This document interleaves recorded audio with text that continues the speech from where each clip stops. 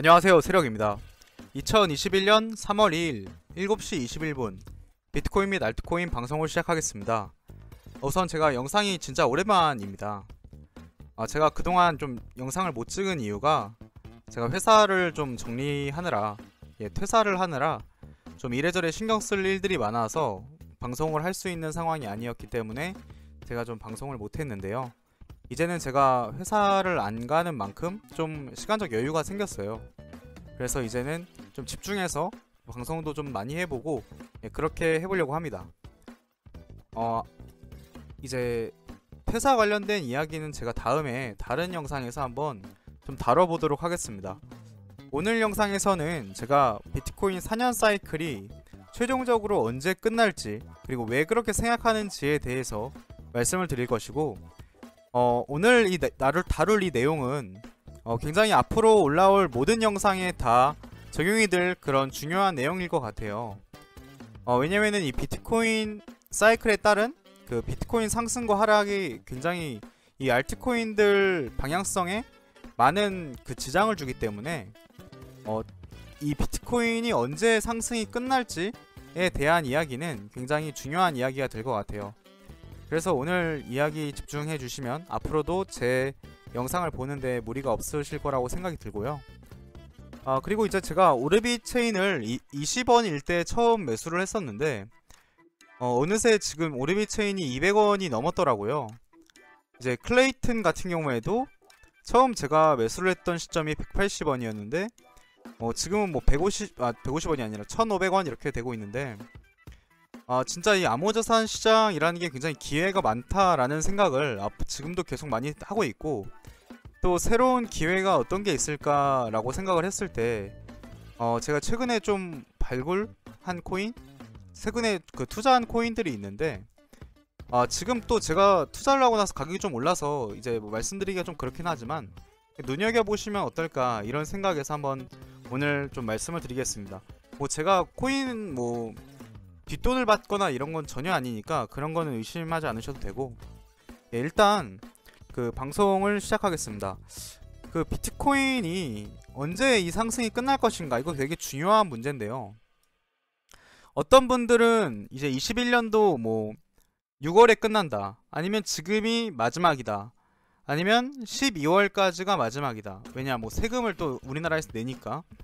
아니면은 뭐 22년도 뭐 상반기가 마지막이다, 이렇게 많이들 얘기하시는데요.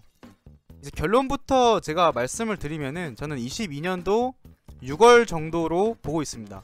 이번 상승 사이클은 22년도 6월에 끝난다, 이게 제 어떤 주장인데요. 사실 이 얘기는 제가 작년부터 제가 방송을 처음 시작할 때부터 주장해왔던 어떤 여러가지 철학 중에 그 비트코인 투자를 함에 있어서의 어떤 중요한 근간이 되는 이야기 중에 하나라고 할 수 있겠는데요.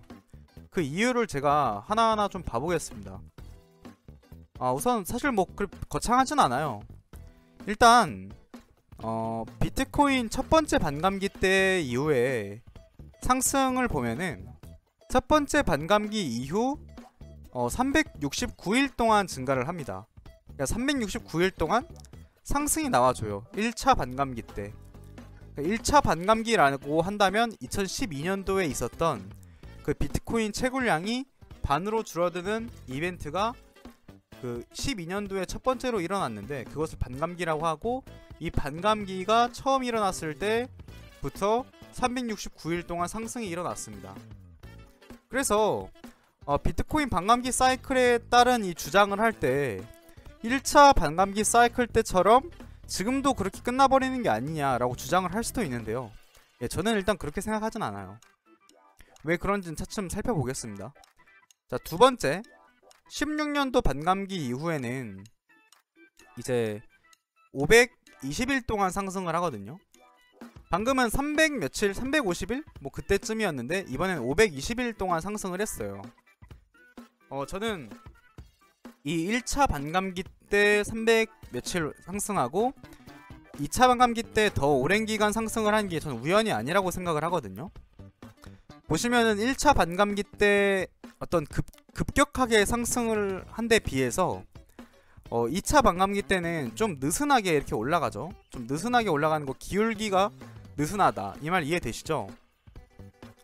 혹시 이제 제 말이 저만 이해될 수도 있으니까 좀 쉽게 얘기를 하면, 기울기 평균값을 구해보자면 뭐 이런 식의 기울기, 약간 좀 가파른 기울기, 이제 여기서부터 여기까지를 그려보면은 좀 이제 저거보다는 조금 더 약간 원만하죠, 기울기가.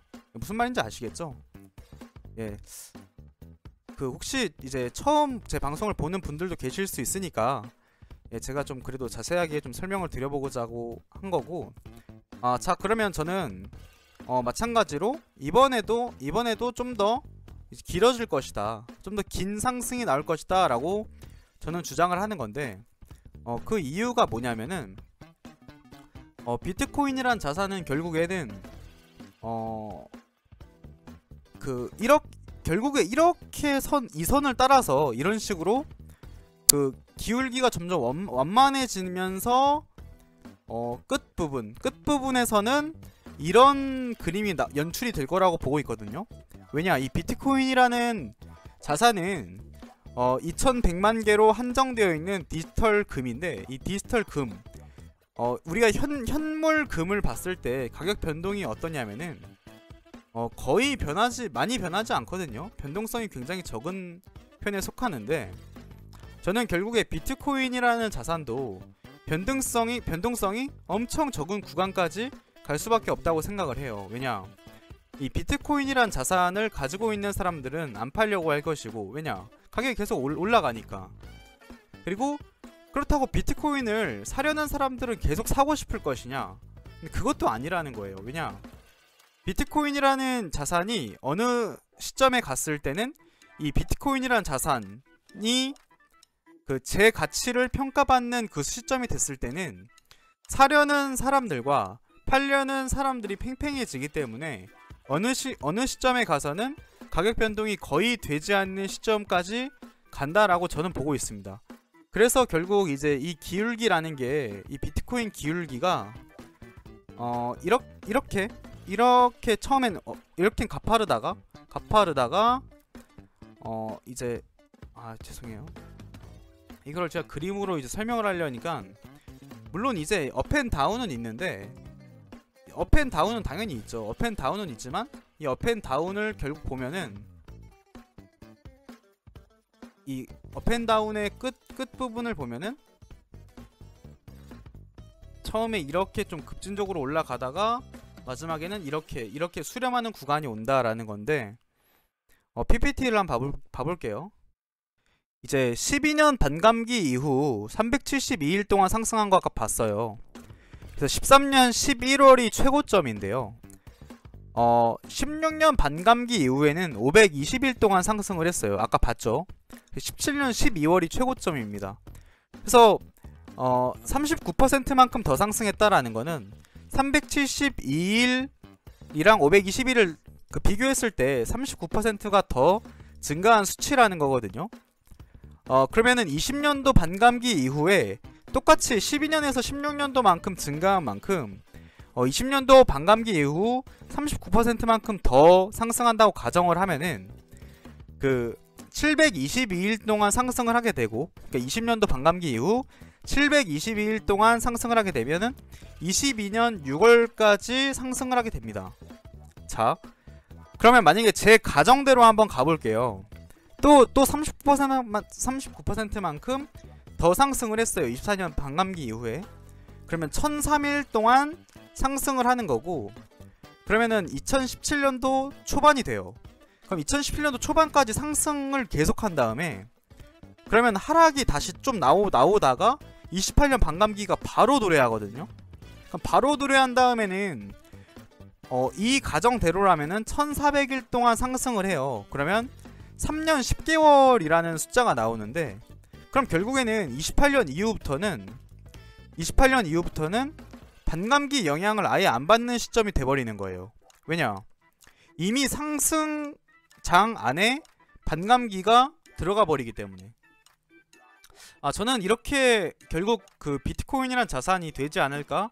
예, 저는 그렇게 생각을 했고, 만약에 비트코인이란 자산이 진짜 디지털 금으로 살아남을 자산이라고 한다면 결국 방향성, 결국에 이 반감기 사이클에 따른 가격 변화는 이런 식으로 돼야 맞지 않을까라고 저는 판단을 했습니다. 만약에 반감기 이후에 이런 식으로 흘러가지 않고 진짜 들쑥날쑥 한다라고 하면은 저는 좀 이제 그게 기대하기가 힘든 이유가 뭐라고 생각하냐면은 4년에 한 번씩 그럼 이런 초불장이 일어날 때마다 진짜 그 부의 역전이 일어난다고 말할 수 있을 수준의 어떤 그 큰 상승이 나와준다라고 하면은 매번 4년에 한 번씩 인생 역전하는 사람들이 대거 발생할 텐데 저는 그렇게는 흘러가지 않을 거라고 본다는 거죠. 물론 이 시장은 아직까지도 초반이기 때문에 다음 반감기까지도 저는 너무 많은 찬스가 있다라고 보고 있어요. 물론 지금 2021년도, 2022년도에 다가오는 버블 상태까지 감안한다면 진짜 지금 여전히 너무 많은 기회들이 남아있는 건 사실인데 그것 말고도 다음 반감기, 그러니까 2024년도에 있을 반감기 이후에도 정말 많은 기회가 있을 거라고 저는 생각한다는 거죠. 그치만 기회가 있는 건 있는 거고 정말 누구나 이제 이 비트코인이란 자산으로 다 많은 돈을 벌어갈 수 있게끔은 그렇게 설계가 되어 있지 않았을 것이다 라고 저는 그렇게 판단을 하고 있습니다. 물론 이거는 제 어떤 개인적인 사견이고 의견이고 뭐 틀릴 수도 있는 거지만 저는 그렇게 생각을 하고 투자에 임하고 있습니다.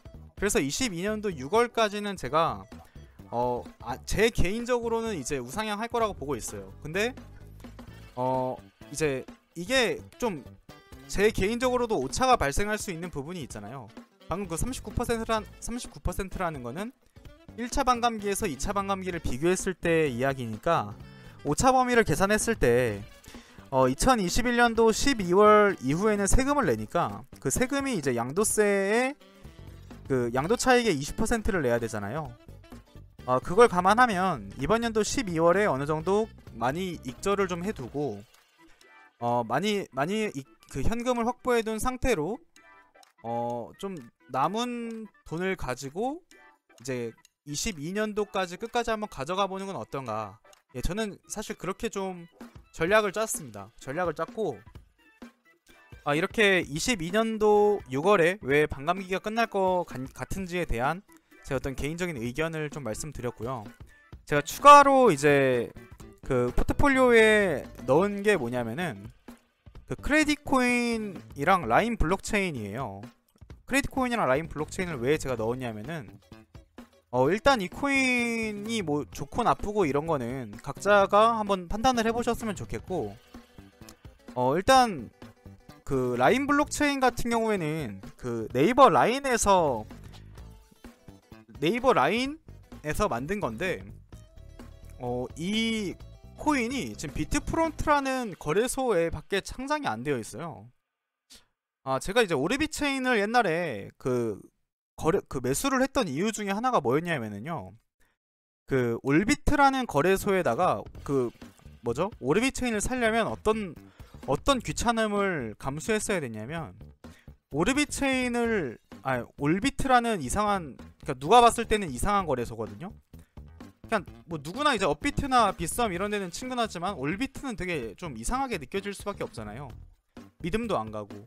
근데 그 믿음도 안 가는 올비트라는 거래소에다가 비트코인이나 이더리움을 보낸 다음에 그 오르빗 체인이라는 자산을 매수를 BTC 마켓이나 이더리움 마켓에서 사야 하는 번거로움이 있었어요. 그러니까 이 코인은 진짜 사고 싶은 사람들조차도 어려워서 안 사거나 귀찮아서 안 사겠구나. 근데 제가 봤을 때 그 오르빗 체인이라는 코인은 굉장히 그 유망한 코인이고 가격이 안 오를래 안 올 수가 없다고 전 판단을 했기 때문에 귀찮음을 감수해서까지 만약에 산다면 진짜 돈을 많이 벌 수 있겠다라고 판단을 했습니다. 실제로 제가 이제 20원에 샀는데 200원이 넘었으니까 전 지금도 이제 오르빗 체인 안 팔고 있거든요. 그러니까 지금 10배 이상의 수익을 기대할 수 있는 상황인 거죠.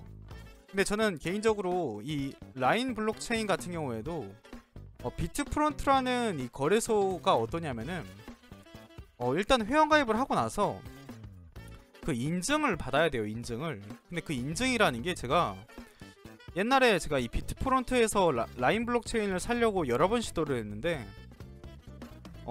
제 신분증을 인식을 못 하더라고요. 그러니까 제 얼굴 신분증도 찍고 사진도 찍어야 되는데 신분증은 인식을 해도 제 얼굴을 인식을 못 한다던가 뭐 신분증을 인식을 못 한다던가 제가 그걸 한 20번 정도 했는데 안 돼 가지고 제가 포기를 했었거든요. 근데 저 같은 사람들이 진짜 엄청나게 많더라고요. 이게 사고 싶은데 못 사는 사람들, 귀찮아서 안 사는 사람들. 아 근데 지금 보면은 차트를 보면은 이때 당시가 어느 때냐면은 그 카카오 클레이튼이랑 함께 주목을 받으면서 아 네이버 코인이다 이러면서 주목을 받으면서 클레이튼이 엄청나게 올라갈 때 같이 엄청나게 올라갔었거든요. 근데 최근에는 이제 클레이튼이 많이 좀 가격이 올라줬죠. 그리고 실제로 카카오에서도 홍보를 많이 해주면서 뭐 클립 대시 클레이를 뭐 몇 개를 준다던가 이런 이벤트도 제가 하고 있는 걸 봤어요. 아 그런 가운데 지금 라인 블록체인이 굉장히 좀 BTC 마켓에서 저점 쌍바닥을 찍고 다시 올라가주는 그런 형태를 가지고 있는데 지금 만약에 매수하면 나쁘지 않을 거라는 판단을 해서 저는 이제 며칠 전에 좀 매수를 했어요. 뭐 오래전에 매수하진 않았습니다. 며칠 전에 매수했고 그래서 좀 기대가 많이 되는 상황이고 마찬가지로 제가 크레딧 코인이라는 코인을 제가 샀는데 크레딧 코인도 사실 뭐 오래전에 산 건 아니고 저는 한 이때 음봉 한 번 나왔을 때 이때쯤에 산 것 같아요. 제가 음봉이 크게 나왔을 때 CTC 코인을 제가 좀 눈여겨보다가 음봉이 크게 나왔을 때 이때다 싶어서 들어갔는데 계속 올라가더라고요. 사실 뭐 지금은 제가 산 가격보다 많이 올라버렸기 때문에 뭐 매수를 뭐 하기 좋다 이런 말씀을 드리는 것보다는 일단 매수 근거 중에 하나가 이 크레딧 코인도 지금 국내 거래소 중에 코팍스밖에 없어요. 코팍스밖에 없기 때문에 제가 이 크레딧 코인을 어디서 발행했고 어디 자본이고 이런 걸 제가 좀 조사를 해보니까 이게 대형 거래소에도 상장될 가능성이 굉장히 높겠다라는 판단을 했습니다. 그러면 다들 아시겠지만 이 코팍스에서 그 대형 거래소로 넘어간 코인들 중에서 뭐 10배, 20배가 아니라 3, 40배 오른 코인들도 있거든요. 그래서 저는 이제 개인적으로 이 크레딧 코인도 뭐 다른 대형 거래소 상장이라던가 이런 게 예정되어 있는 미래라고 본다면 예를 들면 제가 지금 클레이튼 투자하고 있는데 이 클레이튼 같은 경우에 저는 업비트 상장, 빗썸 상장이 너무 예정되어 있는 미래라고 저는 생각을 하고 뭐 바이낸스 상장도 저는 뭐 당연하다고 생각을 하고 있거든요.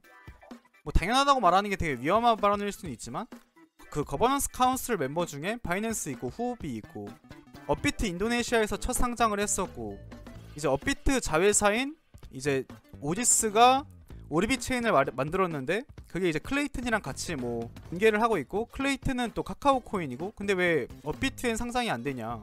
당연히 저는 언젠간 될 거라고 당연히 정말 생각을 하고 있는데 크레딧 코인도 마찬가지로 대형 거래소에 상장할 가능성이 매우 높은 코인이라고 저는 보고 있습니다. 그래서 투자를 해놨습니다. 그래서 아직은 제가 산 가격보다 훨씬 더 많이 올랐음에도 불구하고 여전히 무매도로 가져갈 생각이고 사실 이 암호자산이라는 그 자산의 특징을 고려해 봤을 때 뭐 2배, 3배도 오르기도 하고 반토막이 나기도 하잖아요.